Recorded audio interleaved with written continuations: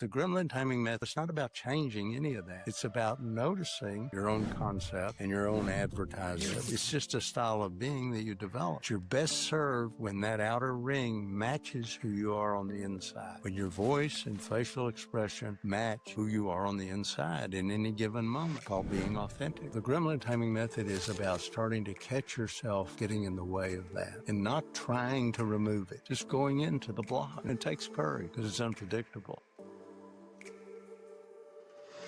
Rick, well, welcome to Triangle Theory. Finally, we made it. I'm so glad. I'll tell you what, I've really been looking forward to being with you all. You are masters of your craft. I watched a few episodes and just you got a nice flow. You're really good at what you do. So congratulations. Yeah. And I'm Thank you honored so much. for having me. You betcha. You bet. Thank you so much. We spoke a little bit before the episodes. I mentioned to you that how I found about your book, and I'm a massive fan of your work, really. But for people that comes onto the podcast, we usually ask them what was the catalyst of your work, really. So tell me about why, because you've been doing that for like over 5 decades now. What was the catalyst of getting into psychotherapy and getting Man, into the work that you do now? I just kind of fell into it. I was a physical education teacher. And I grew up in West Texas, what was then a fairly small town in West Texas. And I found a job in Chicago working at a community center, teaching 21 classes a week. And they offered me an opportunity to go back to graduate school after 2 years. And I wanted to go back as a physical education guy, but they wouldn't give me a scholarship in that. They said, you have to go in social work. So I didn't even know what a social worker was. But I went in social work and didn't know anything about psychotherapy. And that's not what I was studying. But I got exposed to therapy because a friend of mine, I don't know that I've ever told this whole thing, so it may take a few minutes here. There was a man named Maury Hamowitz who was doing demonstrations of therapy. And what he would do is he would meet with maybe 70, 80 people, and he would put 4 chairs in front of the room. And he would say, who wants to work? And people would go up and get in those chairs, and he would do 5 or 10 minutes of work with each person and completely just get them out of their own way so that something beautiful happened with every one of them. And I was fascinated. So these are all seasoned therapists here, and, watching him. And I'm a physical education guy. I don't know what's going on. Plus, I'm from West Texas, and here I am in Chicago. I walked up to him and asked him, because I heard that he trained therapists. And I said, I would like to be in a small group with you. I knew he did small groups. And I remember he looked down. He was very tall, long gray hair. I was like 23, 24. He looks at me and he says, okay, I think I'll fit you. I've got room for you. And so I went to the group, and there were, I think, 8 therapists in there, and they were real therapists. I mean, they were the real McCoy, and I didn't know anything. And I watched for a few weeks, and Maury Hamowitz and his wife would take notes when people were working. Okay? And after a few weeks, his wife, Natalie, who was also a PhD psychologist, said, Rick, work as therapist. So I figure, what the hell? I go out there and these were not role plays. This is, you really work with people. So one of the other therapists who had something to work on came and sat down there, and I started working with her. And after about probably 5 minutes, Natalie said, stop. She said, I don't know what this is, but it's not therapy. So basically what she was saying is, get back to your chair. So I went back. A week later, the week was, I was just, should I go back? Should I not go back? I went back a week later, and they asked, who wants to work as therapist? And I said, I do. And somebody had a problem they wanted to work on, and I started working with them. And Natalie said, incredible. She said, that's beautiful. So it says something about being willing to get back on the horse, you know. But in that particular session, I noticed what I had done differently. And that became the basis of all of my work. Because what I did, it's all I did, and I started developing my method based on this, is instead of looking for information, somehow it really hit me, Conrad, that everything is present in the moment. So no matter what you notice with somebody, what they say, how they look, how their breathing is, if you just go deeper into that, you'll get to the heart of the matter. It's a linear thing. And so many therapists and coaches keep looking for information. They want to figure things out. Personal growth doesn't have anything to do with figuring anything out. It has to do with, it's like Robert Frost said, the way out is through. It's not around or over. And I started developing more and more ways to do that with people. And it just became clear to me that was the key. That's not the whole thing, but that was what got me rolling. Hey guys, thank you so much for making it this far into the podcast. If you have any feedback, then please let us know, as we always want to make this podcast better. So hearing from you is always a pleasure. Please subscribe to all of our platforms, get involved at Triangle Theory. If you've got any comments or if you want to share any topics that you think that me and Conrad would like to talk about, then please get involved. We'd love to hear from you. Thank you so much. And I ended up I got a break, and I enrolled in a thing called the Gestalt Institute of Chicago. It was paid for by the people I was working for. I ended up running a drug program. They paid for it. And there were two people there that really encouraged me. So that's how I got rolling. You mentioned an interesting thing, the only way out is through. Could you Sure. elaborate on that? Yeah, so because you read my books, you may be familiar that the process of simply noticing is key. I mean, when I wrote Taming Your Gremlin in 84, this whole mindfulness thing had not really come to the West. And I needed a term to describe what I was noticing. So I came up with the term simply noticing. In other words, instead of analyzing anything, start noticing how you're getting in your own way in the very moment that you're getting in your own way. It's very existential. It has to do with paying attention to what you're doing. It's pretty easy to notice what's going on around you. It's pretty easy to notice what's going on in your body. But to get to the point where you're actually noticing your own thoughts, that's second semester. That really takes care. It takes extraordinary awareness in the beginning. And I'm no master of the process. I've just been practicing for 50 some odd years now, and getting better and better at it. But I started noticing there are very particular ways that people tend to get in their own way. And I can lay out some of those for you. But what happens is, as you start to notice in the moment how you're either scaring yourself or putting yourself down or miring yourself in regret or clinging to a resentment, or trapping yourself in a concept of who you are. When you really catch yourself in the act of doing that, there's a natural correction that starts to occur in the same way that you learn to walk or talk. You didn't know anything about kinesiology, physiology, anything. You just noticed if you leaned too far to the left, you bumped your head. So you started to straighten up. Well, when you start to notice how you're creating your own misery, it may start with circumstances, but when you start noticing how you're contributing to your own pain, emotional or otherwise, there's a natural correction that starts to occur. I just called it the Zen theory of change. Simply stated, it's this: I free myself, not by trying to free myself. You don't get out of the cage by bending the bars of the cage.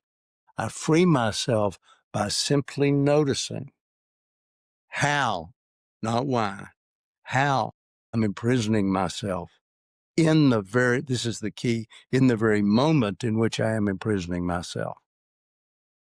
And I didn't care how people presented, whether it was an incestuous relationship or the death of a loved one or a divorce, or whatever it happened to be, ultimately it got down to people. The real work has to do with people getting out of their own way. So I started developing the method, and I didn't call it gremlin taming for a long time, for a long time. And then when I decided to write the book, I started to write it as sort of a metaphysical book or a book just for therapists. But this gremlin thing kept coming back to me because of an experience I had had. That's a whole other thing. And so I wrote it for everybody. And I think it's a very simple, practical method, but it's not easy. It really takes practice, So we can get more into the method as we go further. But did what I just say to you make sense to you? Do you have any questions about what I just said to you? Yeah, when it comes to creating and cultivating awareness before the act happens, it's almost like you're not reacting to the situation, but you're in control of your own reaction. You are to some extent. Yeah. In other words, like when I saw the questions, that came in, that initial fight or flight reaction, that's a natural thing. That's supposed to happen. Okay. And to that extent, anxiety or tightness is a good thing because it's an alarm. So you don't really have control over that part, Rube. That happens. What you have complete control over is how long you hang on to that tightness. Because while it helps you initially to solve a problem, to run or fight, if you hang on to it, it impedes your problem-solving abilities because it creates a duality with one part of you working against another part of you. Okay? So it's important to notice that tightness. If the first thing is always your breathing gets shallow. That's followed by tension in your trapezius, and that's followed by tension, discomfort, pain, wherever your most vulnerable area or areas is. You start to notice that. And then would you like me to go a little further with this? Yes, please. Okay. So once you notice how you're contributing to that anxiety, you've noticed the key points of tension. Okay. What I have people do is accentuate, first of all, the fear, the anxiety, whatever it happens to be, accentuate it. If you're creating a horror movie, make it bad.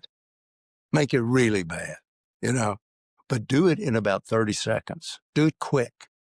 And then either immediately afterwards or at the same time, accentuate the key points of tension or discomfort in your body.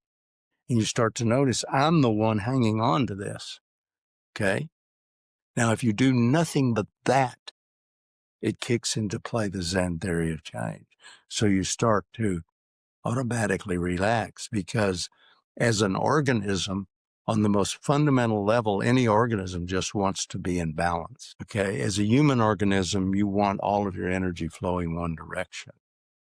And when this happens, when there's a glitch like that, it's not flowing. One part of you is getting in the way of another part of you. So just noticing and accentuating what you're doing is key.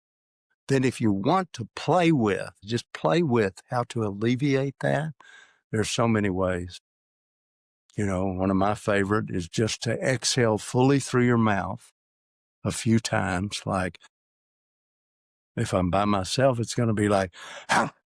Like I'm not going to carry this poison. I am not going to do it. Ha! And then when you inhale, think in terms of oxygenating all of those key points of tension that you noticed. Okay? Now that's not always easy. It's very simple, as I said, but it takes a lot of practice because we're so used to managing circumstance. We want to feel good, but the illusion is I'll feel good again when she agrees with me. Or she doesn't agree with me, but they at least understand my point of view. Or they see me like I want to be seen, or whatever the hell it is. But when we do that, we give away an incredible amount of power. It just simply is more efficient to control the one variable you can control. So again, this is not the whole method, but that's a key, is simply noticing and accentuating the obvious. Fritz Perls, who really was the guy that took Gestalt therapy on the road, was a master of this. And so I really went to school on his work when I started developing the method. You know, he really accentuated what was going on with people. And it was new, and he was sort of a rebel because he was speaking to real traditional psychiatrists at the time, you know, and doing this. He was a very brilliant man. So, but anyway, I took it and, you know, have embellished it and developed kind of my own process with what he began. What was the personal experience that made you write this book, your book? Well, what made me go with the gremlin concept, there was something that I had to do that I really didn't want to do, but I knew it was the right thing to do. And what ended up happening is I was a clinical director of a program for wayward youth, you know, kids using drugs and families and all of that. A beautiful program in Chicago. And my staff was available if a kid overdosed, let's say, and went to the emergency room. My staff went there immediately to get that kid out of the emergency room. Or if a kid got busted by the police. But anyway, one of my staff didn't show up, so I had to drive an hour in the snow, go to this house that we worked out of. There was no heat that night, and I was just sitting there feeling really disgruntled and angry, you know.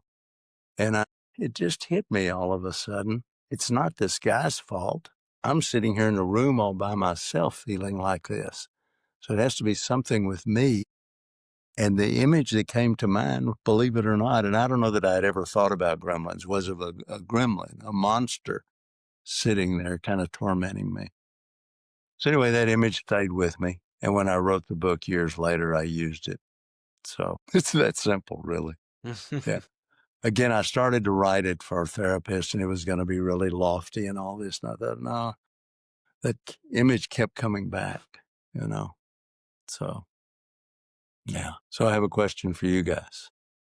Thus far, from what I said, can you use it? Can you apply what I've said to you in your life? Yeah.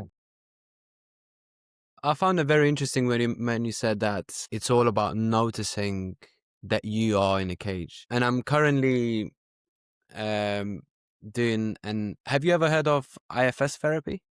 Internal Family Systems?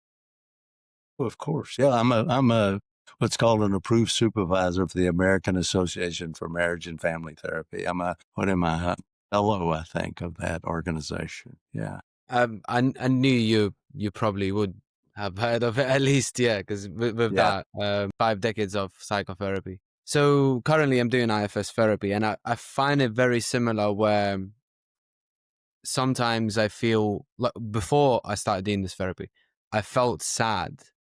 But now I know that it's not me who's actually feeling sad. There's that part of me that's feeling sad. And it helps me to kind of disengage me from that situation and not feel the way my part feels, if that makes sense. It sort of does. Yeah. Yes. So let me ask you. It's just easier to disattach from the feeling of sadness. Not necessarily avoiding it, but I know that that part feels sad and it needs attention, and I'm trying to help that part instead of just kind of feeling it, if that makes sense. Well, let me give you a caution, just something to keep in mind. Yes, please. Because if what happens is a part of you says, I don't want to feel the sadness, and you work against it, it creates a duality, Conrad. So, and I'm sure you've done work with this, but what I would have you do is bring that sadness into the light and feel it without a judgment about it as a negative thing, because it's just a physical experience. And as you begin to give yourself permission to feel it as a physical experience, it becomes less loaded. And over time, you integrate it so it just becomes being more fully human.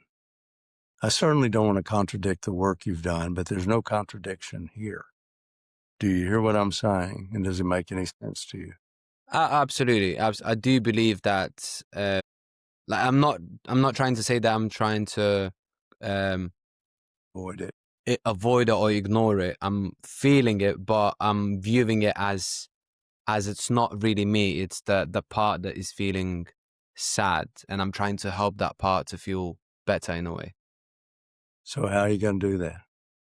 By connecting with it and So if you listening could, to it. so what is that part? Do you mind if we go a little further? Yeah, absolutely. Yeah. So what would that, first of all, what would you say to that part of you? Let me ask you a question before we go further. And you can stop if you don't want to do this, but if we picture that part of you, what does he look like? How old is he? The most recent was he was a very little kid, 3-4 years old. So you wanted, so what would you say to that child now?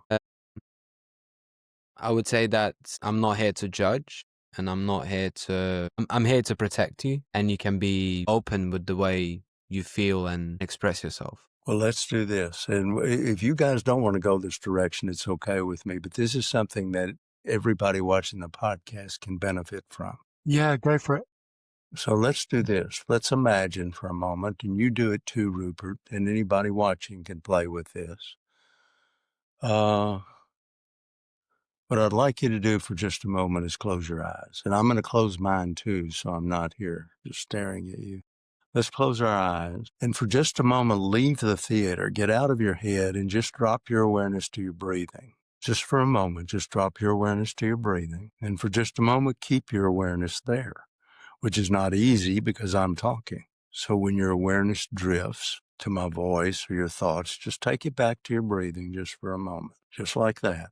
Your awareness drifts, take it back to your breathing. And now shift your awareness into your imagination. And I want you to imagine yourself as a 4-year-old. I want you to see that 4-year-old child that you were in whatever setting he or she happens to pop up in. But I want you to see that child alone. They're all by themselves, and some perhaps in a room, I don't know, or outside, but just don't reach for it. Just relax and see what comes. I want you to see that child, and I want you to notice what that child is wearing, and you may not remember exactly, but just make it up.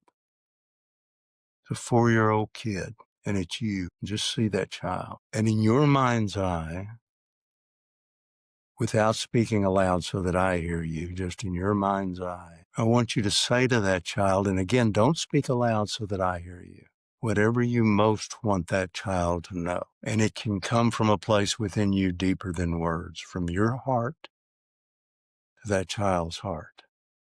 Very deep message, what you really want that child to get in his heart or her heart. Transmit that. Don't hold back. Completely transmit it.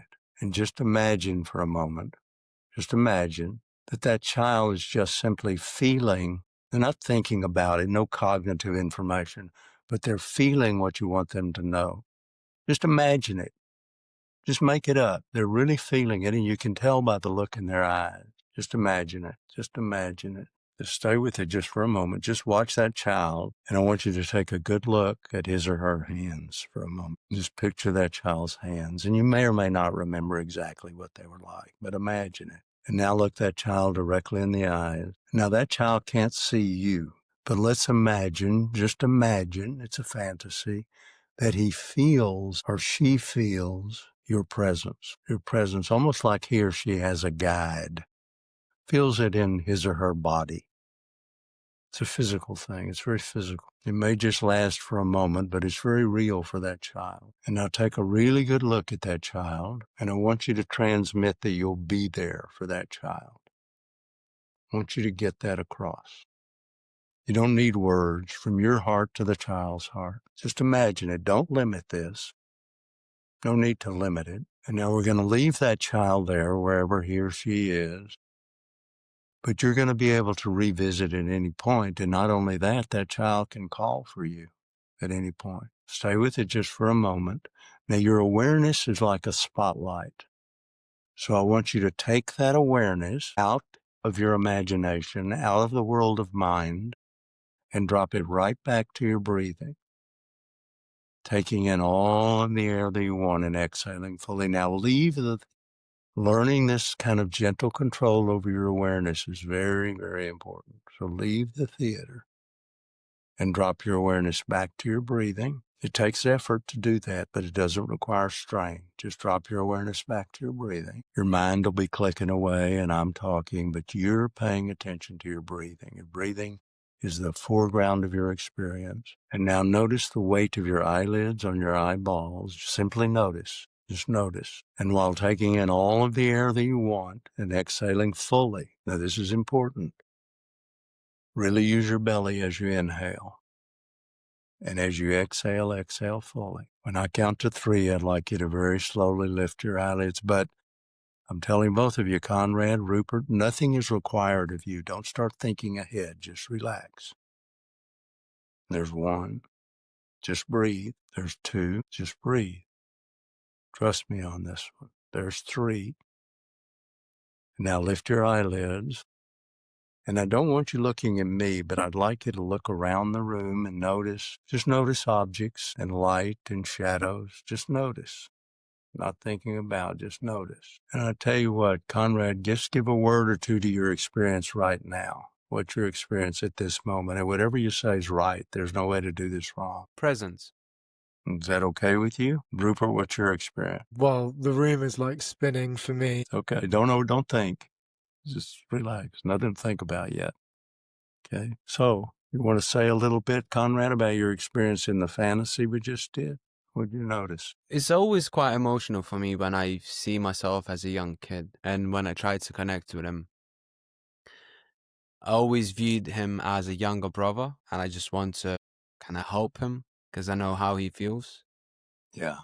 Um, Say again, I really want to help him. I really want to help him. What was he called? What were you called as a child? Conrad? Yeah. Close your eyes one more time, just you, Conrad. See that kid Yeah. and just say the words, I'm really going to help you, Conrad. Say it out loud so I hear you. I'm really going to help you out. Say, I'm here for you. I'm here for you. You mean it? I'm here for you. Is that real for you? You feel it? Yeah. Okay. All right, let's stop for right now. Okay. And there's a lot more we could have done with that, but that's just a taste of going through instead of seeking more information. You just mentioned something, and all I did is accentuate what you told me, okay? Just accentuated and embellished it, and I guided you a little bit, So what was your experience, Rupert?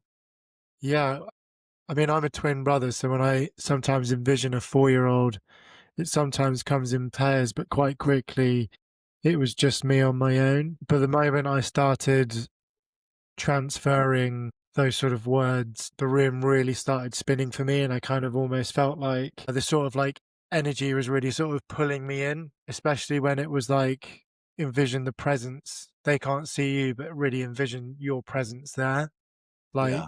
I could feel the sort of like the walls and sort of my sort of brain sort of really pulsating, which was like a quite a weird sensation because it was sort of this real transference of something. Well, I think energy was just being freed up, is what I meant. Yeah, it felt like that. I'm a bit like Yeah. Conrad as well. I can get emotional. Yeah. But yeah, that was definitely like very energy inducing. Yeah. Well, when you do this kind of work, you don't have to decide anything. Yeah. You really don't. This insight is helpful. On a scale of 0 to 10, I'd give it about a 3. But awareness is a 10, I mean, and I don't want to devalue insight because for some people it's very, very helpful. But when you really start noticing, what's going on and you just dive into it, there's inevitably some beautiful growth that happens. And it happens in the form of energy being freed up. So if you think about when you're in the zone, whether you're an athlete or an artist or doing anything and you feel like, man, I'm 100% in it. All that's happening is your energy is going one direction. You watch a really good athlete and like the guy you were mentioning, the fighter, it's all going one direction, and that's the way we want to live most of the time, Hey guys, your feedback is very important. And no, this is not an advertisement. Actually, what I'm asking from you is to leave a comment below what you liked and most importantly, what you disliked about this episode, because we can improve on the next episodes and we can make a better content for you to listen. Give us also a topics you'd like to us talking about, and we can prepare, do your research and talk about it on the next episodes. Thank you. So the gremlin taming method is about starting to catch yourself getting in the way of that and not trying to remove it. Just going into the block, it takes courage because it's unpredictable. It always goes somewhere good, but you don't know exactly what form it's going to take getting there. Yeah, and we just did a little piece of work. I mean, we could do a lot more with that, obviously, but yeah, I wanted to give you some feel for how it works. I feel like it's a lot of the work people try and avoid doing by going through it, right? Say it again, Rupert. I feel like it's a lot of work that people try and avoid doing because it requires going through it and seeing it as an opportunity, not necessarily not like an obstacle. Right. And it doesn't have to be painful, believe it or not. I mean, all that's happening, the gremlin timing method is not, it really doesn't have anything to do with the gremlin, in the same way that, when the sculpture's working on a statue, the gremlin is like the stone that ends up on the floor. Because what we want to do is reveal who we really are on the inside and start to really, really tap into that. I mean, a lot of people have said it. Socrates said it, know that. I think what should have been engraved at the Delphic Oracle or whatever is not know thyself, but notice thyself. There's, you gotta, once you begin to notice how you're getting in your own way, all you need is a sliver of light between who you really are and all that stuff. And when you see what you're doing to yourself, in the moment you're doing it, you're in touch with the observer, the natural you, the one that learned to walk and talk. And that one's fine. He doesn't need to be, or she doesn't need to be positively affirmed, negatively affirmed. That's a gift. I don't know how it all works. Nobody does, but that's a gift to you directly from the creator of this whole shebang. That power came together with something finite, your body, to create the entity that answers to your name. Everything else is going to change. Your body's going to change. It has. And it's going to keep changing. So are your opinions. This is where that whole person diagram comes in. What is the natural you? But you can't really circle it with a word. People have called it soul, spirit, prana, ray, chi, ki, the primordial vibration, elan vital. It can't be circled with a word because it existed before the word. Is that God? Some people call it God. Some people call it the kingdom within. It doesn't matter. But the point is, it's real. It's not about a belief. A belief is just I don't want to minimize it too much, but a belief is just an opinion that we develop loyalty to, But there's something very real going on inside. It's real. It's a gift. And those two things, that finite body and that thing that we're talking about, well, let's just call it life, your life force. Or you can call it God if you want. But those two things are connected by your breath. Every one of those breaths is a gift because it maintains that connection. When that stops, even your best friends aren't going to want to hang with you for any length of time, okay? You need that breath. So that's why I have you pay attention to it. I do a lot of breath work with people. Yeah. So How do you get to know your natural you? by doing what we're talking about here.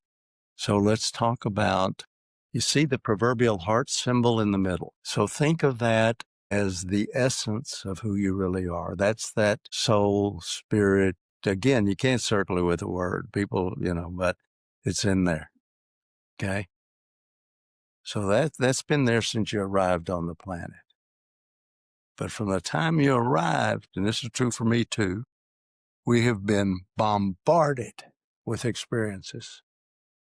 From those experiences, We formed all sorts of ideas. We started to create ourselves, formed all sorts of ideas about how lovable we are, how likable we are, how creative we are, how athletic we are, how we stack up in relation to our peers, how intelligent we are, based on what people said to us, but how people responded to us. You're a wide-eyed little munchkin, and that stuff's coming in.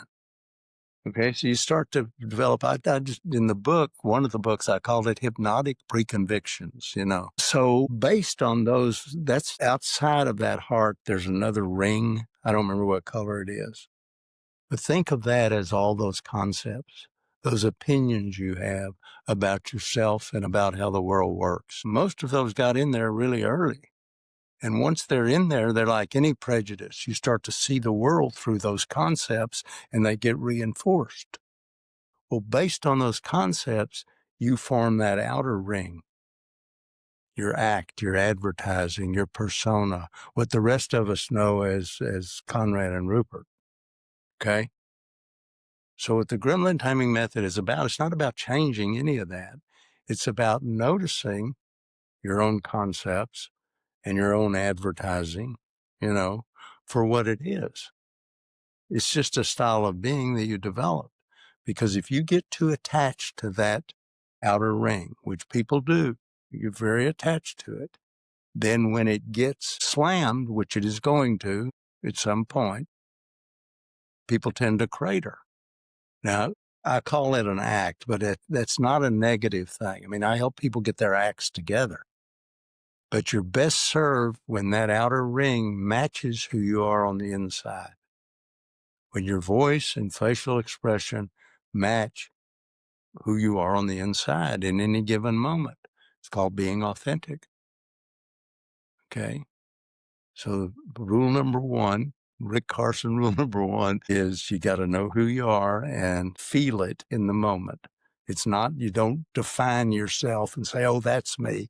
You just feel when you're being real. And the second thing is don't be too attached to your advertising because it's going to change. And if you get too attached to it, you'll feel great when you're winning critics' acclaim. But when you're not, you get too attached to that job and that role, and then all of a sudden that's not there anymore. Think about it. Some people actually, kill themselves. It's ridiculous. So. So you mentioned that in the moment you have to feel that you are real. But how do you know that you're not looking at it through that first layer of beliefs, perceptions of how you see the world? How do you distinguish those two, that I am actually feeling real authentic self and this is just the noise that I adopted from my environment? That's a beautiful, beautiful question. And requires ongoing awareness. And I want to be clear with you, Conrad. I'm no master of the process. I don't know anybody that is. But I know that as I've practiced the method over the many years I've been practicing, it's become much easier to feel when I'm right there. I guess probably more accurate statement would be it's become real obvious when I'm not. I can feel when I'm not, and I don't like that feeling. Like, for instance, when I glitched, when I looked at those questions, it's like, well, where did that come from? That's me now, So it wasn't so much awareness of how, of me now. It was more an awareness of where the hell did that come from? So, but there was me that noticed that. And so then you direct your awareness back to that noticer.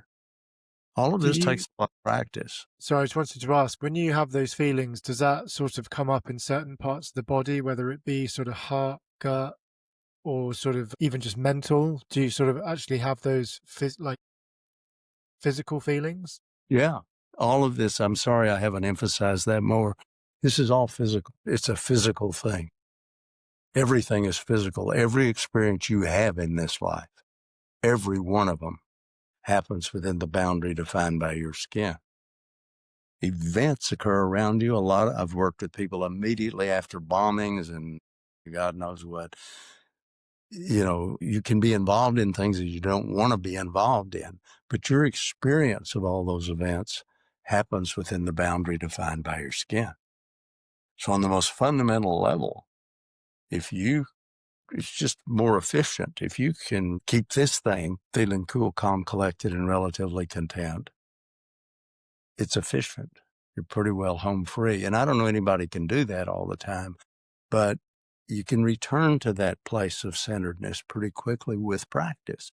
It's all practice. It takes a lot of practice. But to me, it's been well worth it. It's been transformative for me in my life, What I think, breathwork methods do you practice? What's the most popular that you do? well, there are a few things. One is, I think it was Andrew Weil that developed well, for one thing, we didn't do this, but normally before I take somebody into a fantasy like we did with your 4-year-old, I really emphasize breathing. And what I have people do is put their hand on their belly button. And I have them begin with exhaling.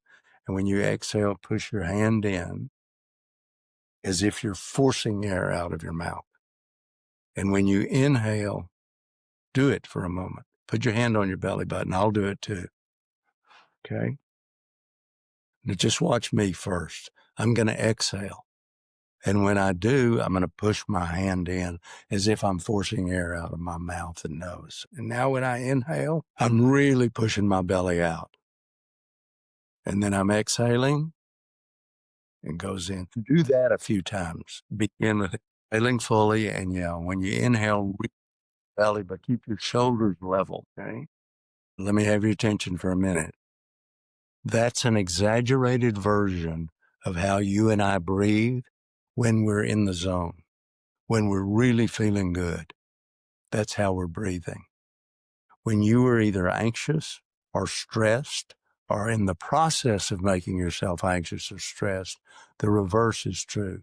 So put your hand back on your belly button.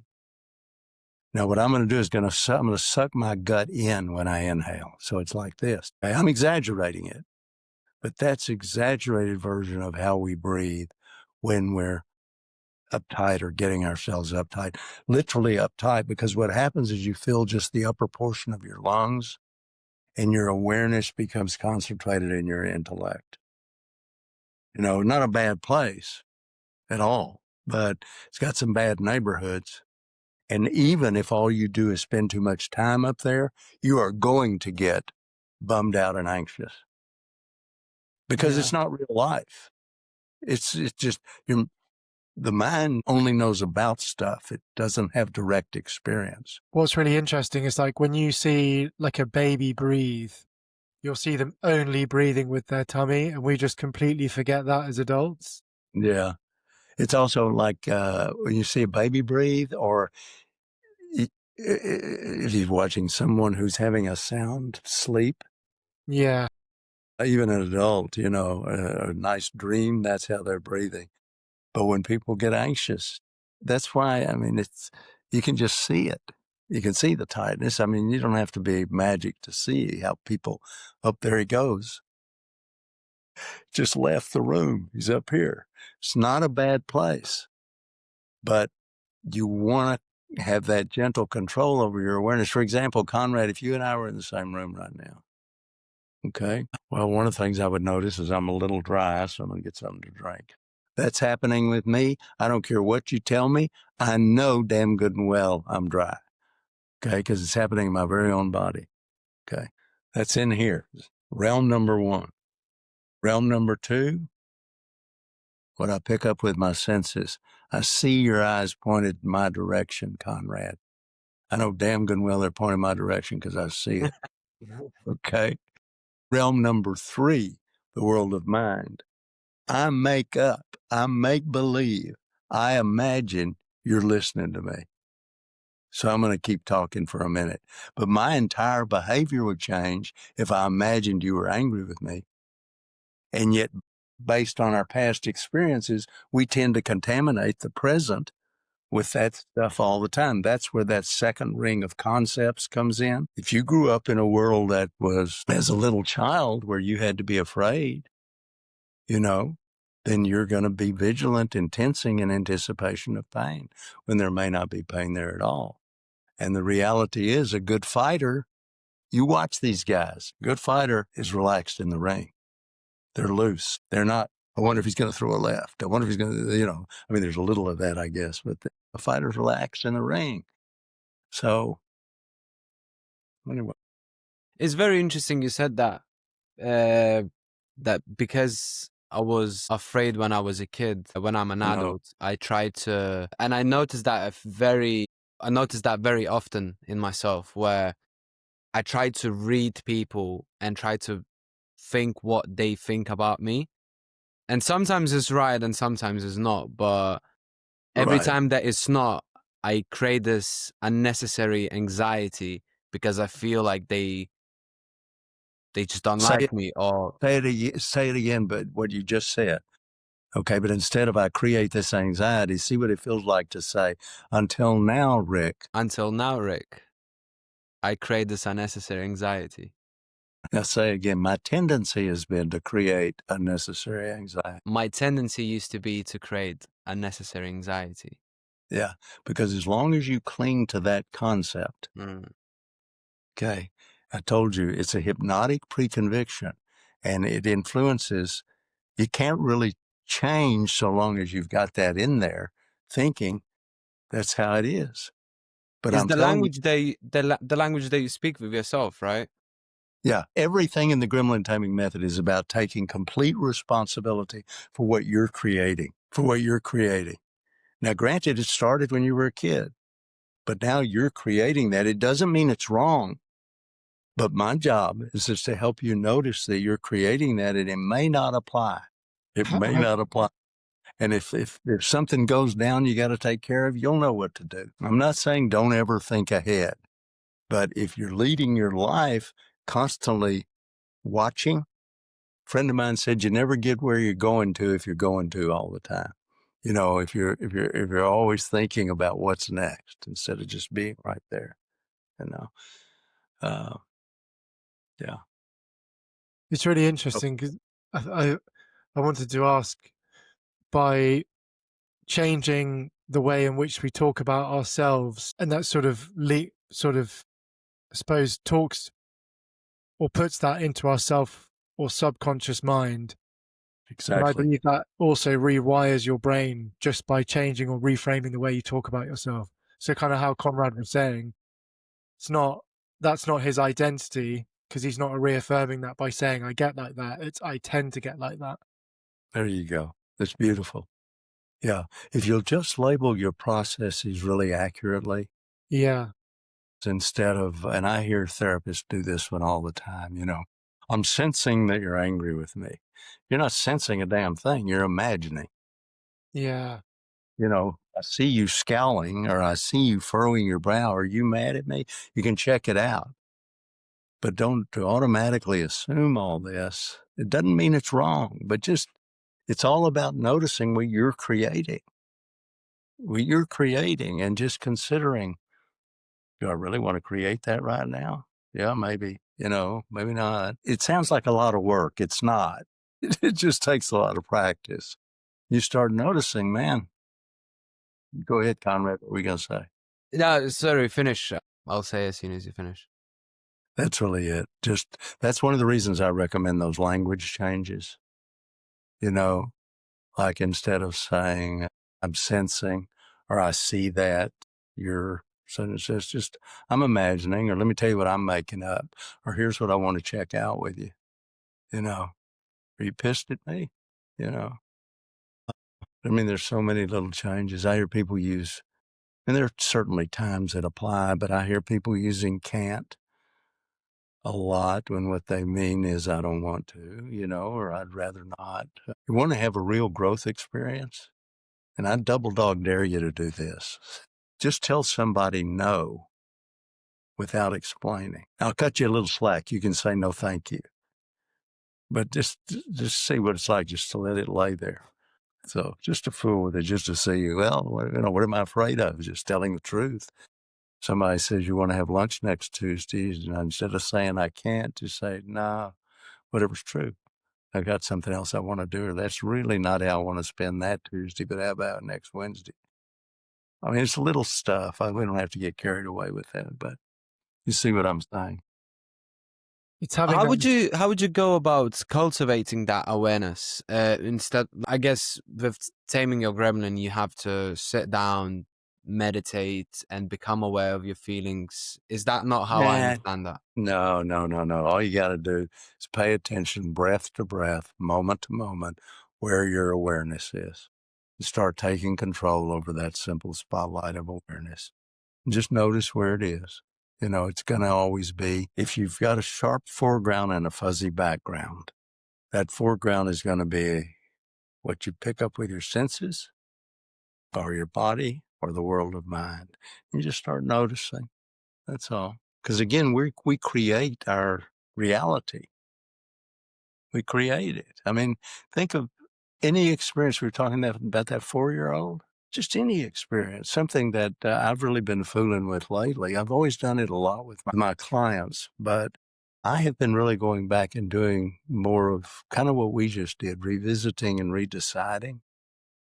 You know, you go back to an experience that you had earlier, a positive experience, negative experience, and just remember that your little viewpoint of what went down is so tiny based on your vision at that point in time when there was a whole experience happening with colors and sights and sounds and different experiences other people were having.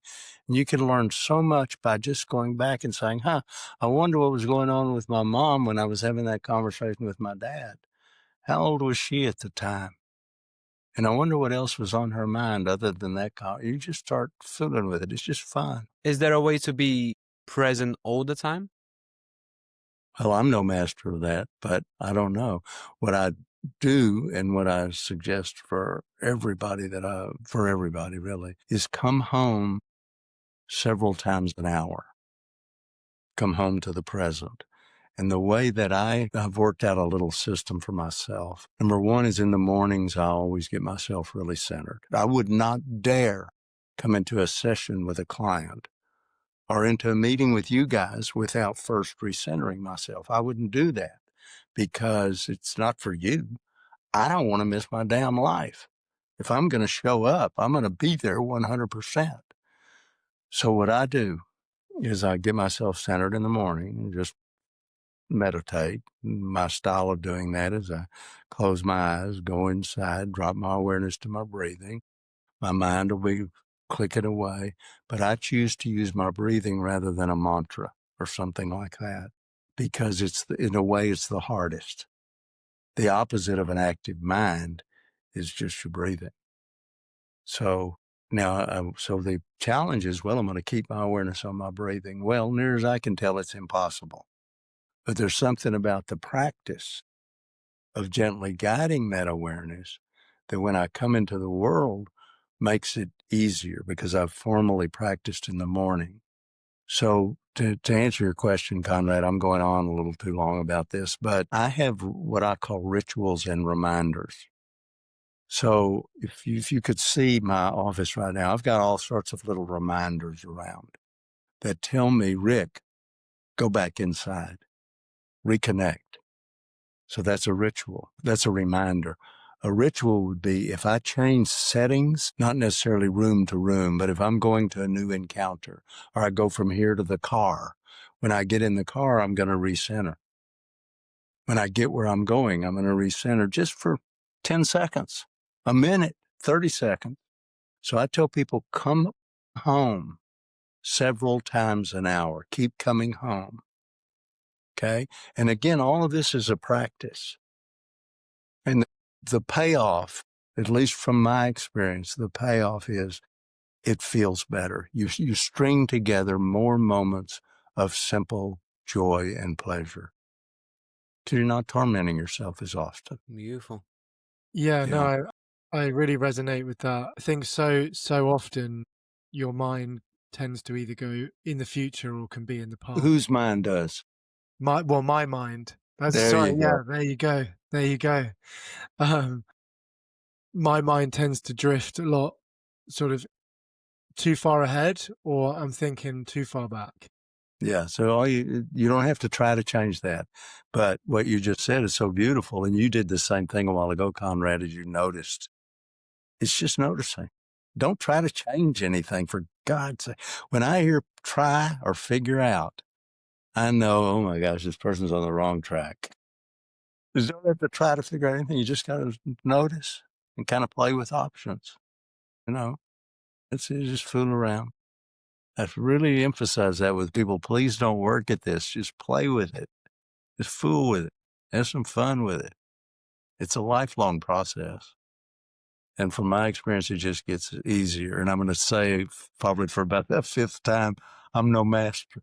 I'm teaching myself. But it's just made such a difference in my life, all these decades of playing with it, I never thought, I will say this, when I wrote Taming Your Gremlin, I didn't realize the benefits personally would keep unfolding. Simply noticing to me now means light years more than it meant to me when I wrote it. And I met it when I wrote it. It made sense to me then. But now it's like, holy cow, this is limitless. It just keeps getting better if you practice. If you don't practice, you're going to get good at whatever you practice. I'm on a roll here. Is there anything you wanted to ask? Because I want to get... No, you go for it. I wanted to ask one question because when I read your book, you said that when you're facing horrific events in the future, you ask these 4 questions. So it's what, so what, and what now? What now? Yeah. I want you to go into that if you don't mind. So something happens. Let's make up something. I don't know. What can we make up? Your employer Asked for a meeting. Yeah, your employer asks for a meeting. And when they ask for the meeting, they're very terse and abrupt. Okay? So the what's so is simply separating out what you know for sure from all of the catastrophic expectations. So what you know for sure is your boss asked for a meeting. That's all you know. So that's what's so. Then it's so what? Well, he could fire me or she could fire me. Okay? If you really want to catastrophize about it, go there. Okay? Then you ask, so what again? So what? Well, I would lose my job. My partner would leave me. I would end up old and alone and in an alley and get eaten by rats or whatever it happens to be. You accentuate that. And then you say to yourself, what now? What's the action I want to take? And probably the action would be something like quit scaring the hell out of myself and go in and say to the boss, what do you want to meet about? It's just a real quick little game to play, is what's real. And then if it's a negative thing you think, if that's what you're making up, so what? And then get to the bottom line of so what. It will always have to do with abandonment or death. When you really track it out, it's like either they're going to throw me out or they're going to leave me. And then the ultimate thing is I'll be alone, I had a similar mind. Sorry, Rupert, you wanted to say Yes, something? sir. No, you go for it, dude. I had a similar mantra where if something bad happens, or I'm thinking that something bad happens, I'm trying to compare if that thing can kill me. And if it doesn't, that means it's not that bad. There you go. That's the same So kind I of deal. really related to that part. I highlighted and even wrote down my worst case scenario as well. Yeah. Well, let's talk about, because there are certain kind of favorite poisons that people have that they introduce to themselves. I mentioned them earlier, but I'm going to go back into them. So one is scaring yourself, which is really what we're talking about. When you find yourself catastrophizing, make it big. Make it just really get with the horror movie. Okay? Accentuate it. And as I said earlier, at the same time, accentuate not just the horror movie, but the physical sensation that comes with it. All worry is predicated on fear. The fear is the foundation. Okay? So accentuate it accentuate what you're doing to your body. And if you release that physical part, you're going to be more in a position to problem solve. So one poison is scaring the heck out of yourself. Another poison is miring yourself in regret. Now, really hear me. Regret is a natural feeling. There's nothing wrong with it. If I don't know, if I said something even really stupid now, or if I stepped on your toe, or if I stubbed my own toe, I'm going to regret it. Well, you got two questions to ask yourself when it's regret. Anything to learn from it? And is there any action for me to take? And that's it. Anything to learn from it, any action for me to take. Because if what you do is assault your own character about it, it becomes a feeling called guilt, which occurs right here, upper part of your abdomen, lower part of your chest. That's a poison. That's another poison. It serves no purpose at all. No purpose. So scaring yourself, miring yourself in the regret to the point of feeling guilty, clinging to a resentment. I'm not opposed to anger. I mean, I think anger handled well changes things for the better a lot of times. It can be a really beautiful, beautiful thing. But clinging to a resentment, that's like acid in a container. It's going to eat you up. So if you're angry with somebody, you want to do whatever you have to do to finish with that. It may involve them, but it doesn't always, because I see people finish with dead people all the time. Kind of the granddaddy of them all is clinging to a concept of who you are, how the world works, just deciding I'm not good at something, or I'm never going to have the relationship I want. That's for other people, doesn't happen for me. Or I'm not as smart as the other people. Or I can't fix anything with my hands, whatever it happens to be. So you want to remember that second ring outside of the heart. Okay, those are concepts. They're opinions that you develop loyalty to. You want to simply notice them. Okay. So what do we say? Fear, guilt, clinging to a resentment, beating the heck out of yourself. That's a biggie. We didn't talk about that. So clinging to a concept of who you are, how the world works. It's scary to let go of those concepts. It really is scary at first. You feel a little vulnerable. It's like, but I thought I knew how it all worked, and now I'm kind of letting go of that. But that unpredictability leads to excitement. There's a very skinny line between excitement and fear. So I'm starting to feel like I want to stop talking and hear what you guys have to say. It's like going into the unknown. Isn't it? It's really hard. I think I tend to struggle with that, or feel like I can cling on to a concept because it's when you let go of that sense of this is what I feel or have an identity to, going into that sort of unknown and being prepared to let go almost can stop me from fully experiencing it. Are you willing to give an example? Let's say where I have an identity about what I know about myself, in the sense of maybe certain personality traits that I convey in work, and I identify that a lot of myself. Uh-huh. Wanting to let go of that in order to feel more authentically myself. That's just one part of me. I'm not fully attached to it. That's right. No, and that's beautifully put. Yeah. So you elaborate a little bit. Yeah. So I think like letting go of what makes up me, all those personality traits that are attached to my work, because that doesn't define who I am as a person. But it's quite hard for me to let go of that, because so much hard work has gone into building that side of myself. So tell me about that side, if you're willing, Rupert. Yeah, of course. I think there's like an aspect of like drive, work ethic, discipline, all of those characteristics which are positive. And I think when I've ever had work sort of compromised or feeling stressful, I'm not able to let go of those personality traits and forgive myself. That language until now. Yeah, sorry, until now, I'm not able to forgive myself at times.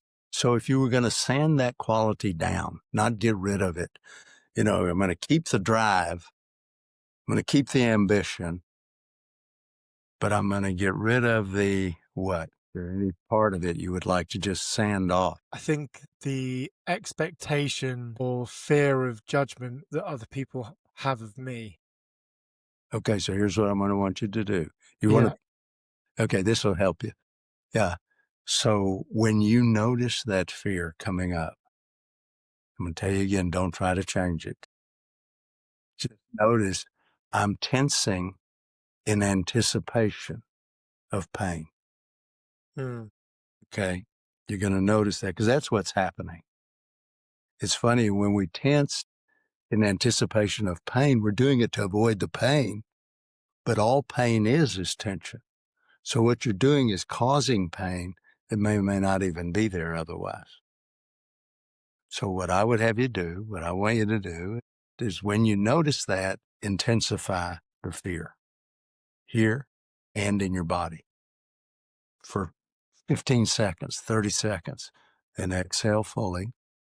When you inhale, oxygenate those key points of tension and get back in the present. Go from your breathing to, I use my visual field mostly, just breathing to, because I'm very visual, But just play with this stuff, Rupert. I mean, just fool with it. Yeah. Because you don't need all the tension. Yeah, that's really helpful. Good. That's the idea. Is, I've also been like reading a lot online, or I listened to a podcast where they say that things like obsessive compulsive disorders are quite prevalent in today's society because there's like a fear and then there's a compulsion to release that fear. And I've been someone that's had that before in life where Yeah.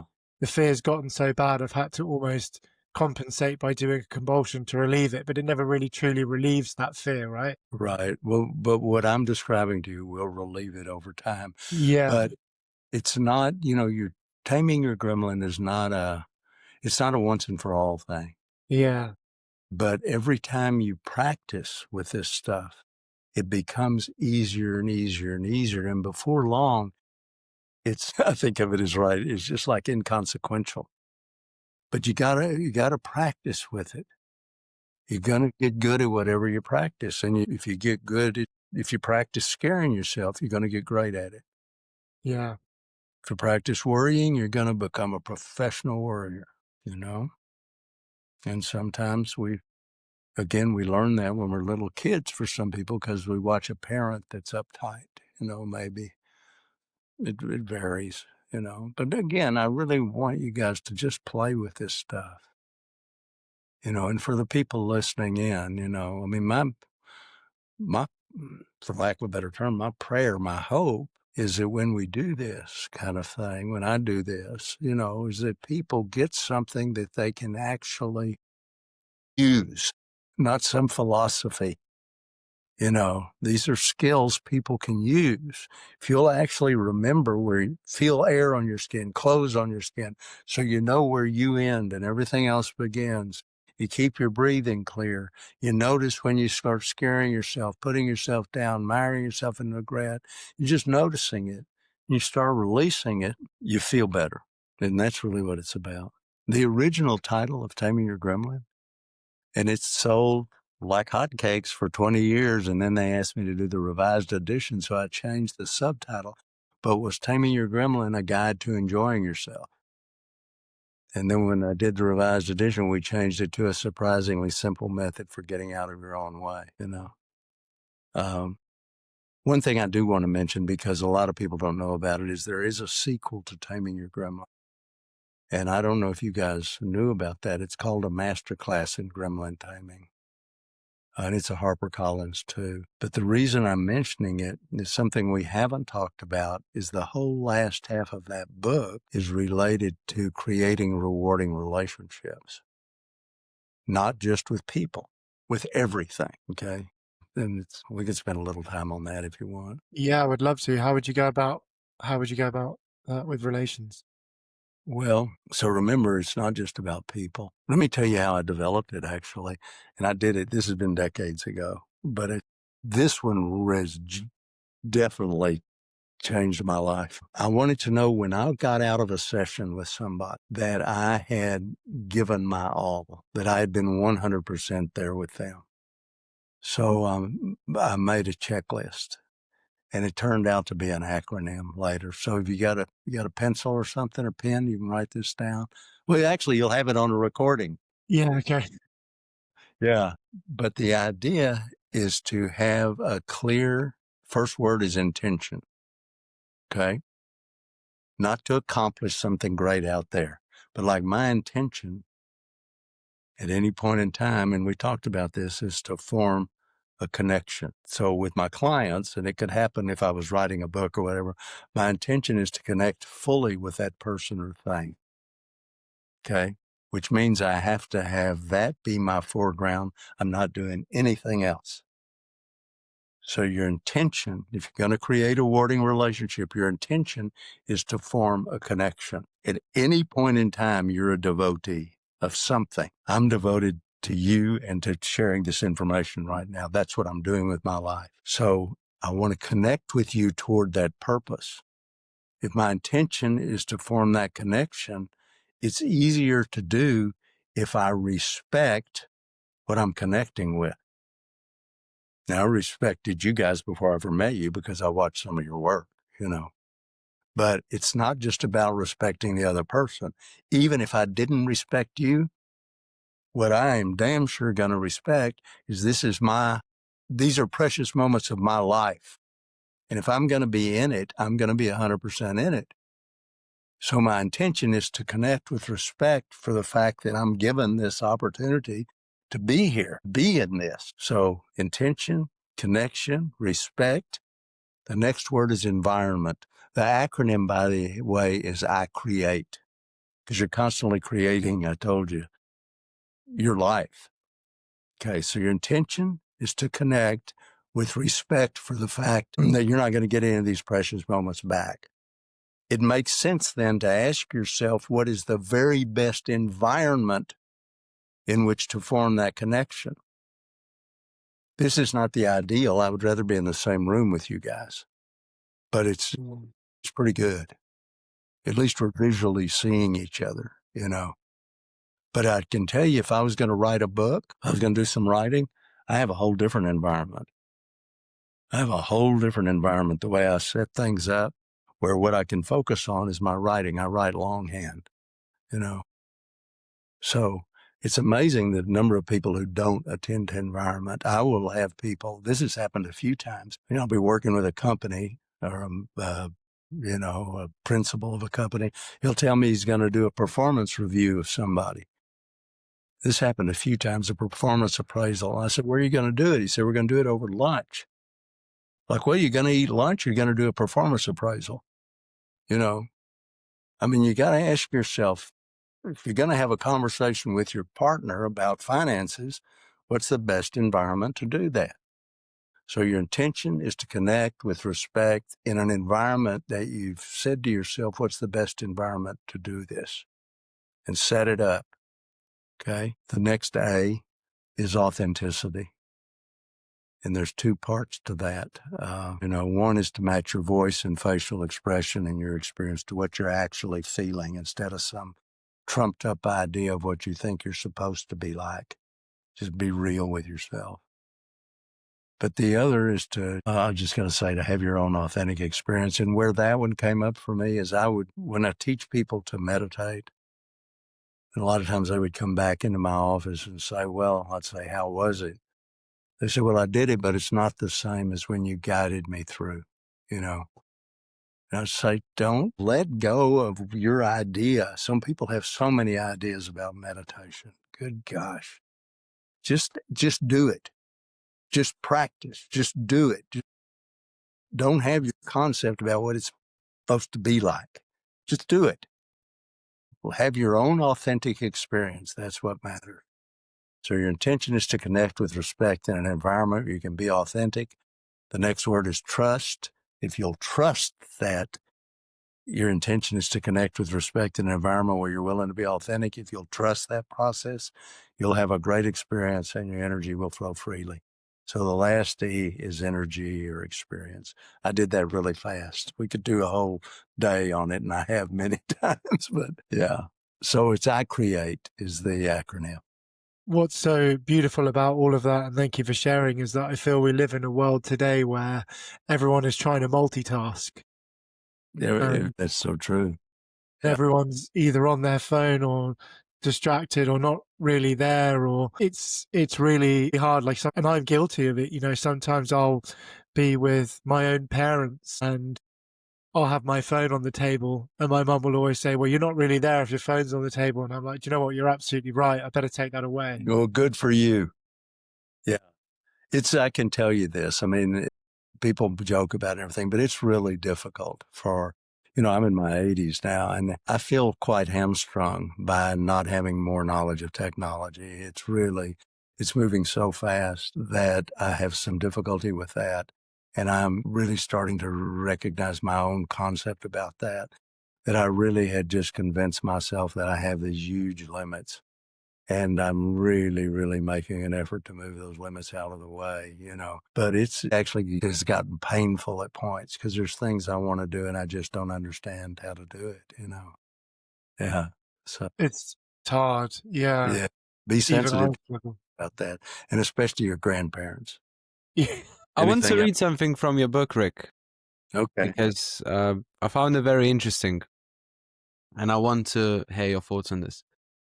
So you said your gremlin would have you believe that you will be content and satisfied when you get your ducks in a row, never telling you that your idea of a straight line may not remotely resemble what the universe has in mind, and God only knows what the universe has in mind. So could you share your thoughts on what's God's plan is and what universe plan is, and Well, I don't have any idea what the plan is. and why do we all have a plan, and how do Yeah. we know that what we're doing is the right plan?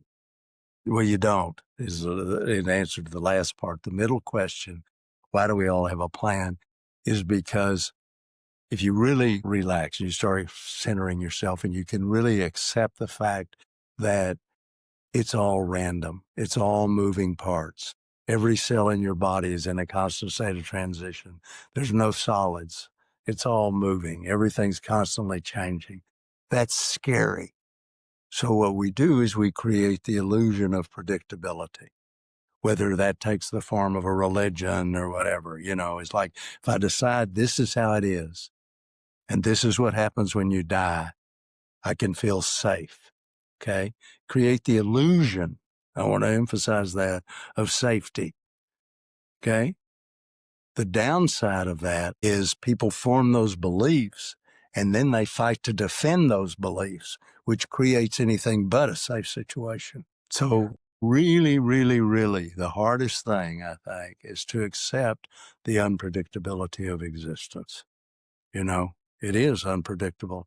So you do your best to watch and pay attention and simply notice and make your plans. But there's no guarantees about anything. It's all a house of cards. Near as I can tell. Now, I know that's uncomfortable to hear. You get to disagree with me if you want, but Yeah, it's so true. But once you accept that, How is your life different from what you expected is going to be when you was 20? I don't know that I had an expectation. It's interesting because I know people really set goals and things. My life is just I just feel so grateful that I have just been taken care of. And if it's very fortunate, I feel very fortunate. I guess if I had an idea, I had a few ideas. One is I thought I would be. I never wanted to be a coach, but I really wanted to be a physical education teacher, to teach people to use their bodies. And I thought that's what I would do with my life at some point. But you got to realize I mentioned my dad was an immigrant. My mother was born in this country, but hadn't been here long, and they didn't know about college and things like that, So nobody in my family had gone. I just kind of I never had a good plan. I just have been really taken care of, I knew I wanted to write a book at some point because I felt like I knew something. But I don't think people have asked, Letty, my wife, and I have been together little over 52 years, like what's the secret, all that stuff. I think it really is no expectations are very low. We're real happy with what we've got, and we have never, I don't know if this answers your question, Conrad, but I really, really, really did not have a big plan. I've been really very, very fortunate in my life. I've been able to discipline myself when I really wanted to do something like write a book, but it's very difficult for me. Was it the first to be disciplined about anything that wasn't physical, Is having a high expectations of yourself is a bad thing? I don't think it would work well for me. Now, there's a difference. This is important. There's a huge difference between desire and expectation. I've definitely had desires. I had a desire to write Taming Your Gremlin. I have a desire to, when I'm doing this kind of work, working with people, to do it to the very top of my ability, to really, really, really, really, really do it. I mean, I guess it sounds like comparison, but as well as it can be done, that's a desire. But do I expect that all the time? No. By the same token, I'm disappointed when I feel like I don't, So I guess there's an expectation that creeps in there. Yeah. That I really expect myself to, I expect myself to be kind, and I can be a real jerk, So there are times I have expectations which tend often to lead to disappointment. I would rather just have the desire, but I'm human, I had a comeuppance recently I'll tell you about. Really taught me a lesson. So I was at a gym, I was working out, and I like to do dips on the parallel bars, I think I'm good at it, but I guess my testosterone was really flowing. And what happened is it showed me how judgmental I can be, not for the first time. So there's this guy I'd seen, and I had just made this up about him. I don't know the guy, but he's just a cocky son of a gun, and he really thinks he's cool, and who knows. I mean, I had a whole thing going. So I'm doing my dips, and I step back from the parallel bars, and he walks in front of me between me and the parallel bars. And I didn't, just out of the clear blue, surprise the dickens out of myself. He walked by, and I said, "Excuse you," just like that. This guy hadn't done anything to me. And he turned around, came back, stuck out his hand, and he said, "I am so sorry. Did I walk in front of you?" And I shook his hand and apologized, and we became such friends immediately.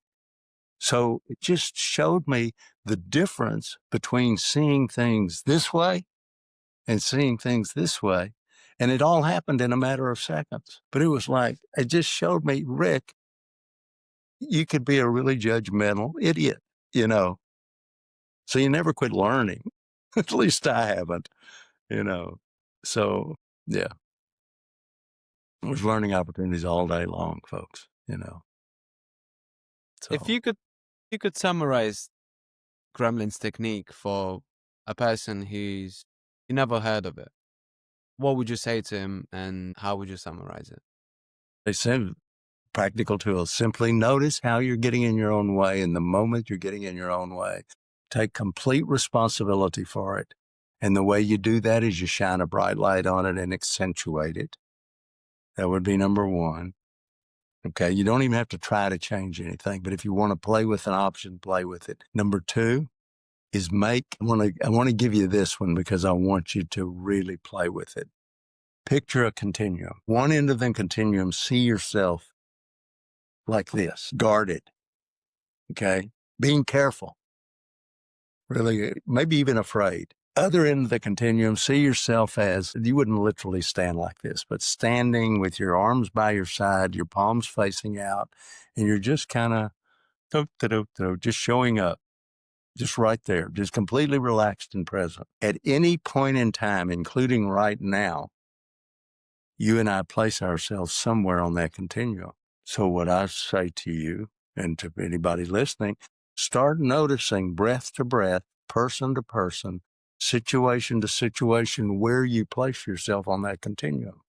And if you're toward this end, just ask yourself, what, dear one, are you afraid of? Just notice. Don't analyze it. Just notice. What are you afraid of? And see if that fear is current, you know. So that's one thing. And I want to add one more. I really like the idea of folks attending to their breathing, not just as a regulator of your inner experience, but as an indicator. When it gets shallow, remember, it's telling you you're at the front end of starting to mess with yourself. The other thing is stay very clear where you end and everything else begins. Miraculous sheath known as your skin. Stay aware of air on your skin, clothes on your skin. It's like you're traveling around in this vibrating spacesuit. I know it sounds kind of weird, but you know, it's just something to play with. Okay. When you do the breathing technique, which is a bit more shallow, do you breathe through your mouth or through your nose? So it doesn't matter. I don't think it matters that much. A technique, and I think he pronounces it, is it W-E-I-L, Andrew Will, I think, or Well, I'm not sure how he pronounces it. But I like his 4-7-8 technique too, which is where you inhale for 4, hold for 7, and exhale slowly for 8. And when you inhale for 4, my practice is I want my lungs full. When I hold for 7, just hold for 7. And then when you exhale, when you hit 8, because it's 4-7-8, when you get to 8, you want your lungs empty. And then do the whole thing again, you know. And sometimes I'll do it several times. And do you breathe into your belly, or you also get some breath into your chest? Well, it's going to go both, because it really doesn't go into your belly. But the feeling I want you to have is that it's going into your belly. Okay. That your breathing is going all the way down into your belly. Yeah, yeah. I'll tell you, there's a wonderful book. I really, really admire the work of Prem Rawat, Premrawat, and his latest book is called Breath. And I would recommend that to your readers, you know, of course, in addition to Taming Your Gremlin. Prama Rawat, you said? Prem, Prem, Rawat, Rawat. And there is an app called Timeless Today. But what I really appreciate his work is it's very simple, it's very practical, and I just think it's something that can help anybody. Okay. Tune in. All right. Rick, that was incredible. Where can people find more about your work and everything you do? Well, that's good. They go to tamingyourgremlin.com, and I'm going to, I think in a few weeks, well, probably maybe a couple of months, just do an open forum. Be free of charge. I'm not selling anything. Anybody that has any questions is going to be able to just show up. But in order for me to let people know about that, they need to go to the webpage and, you know, leave their email. It's called, the webpage is tamingyourgremlin.com. All right, you guys. Really am honored. I really appreciated being with you. It's so nice to have plenty of time to talk. Yeah. Absolutely. We lost the skill of having meaningful conversations in modern day. Yeah. So we're trying to get that back. This was beautiful. Thank you very much, you guys. Thank you so much, Rick. Thank you so much, Rick. Take care. Okay. Bye-bye.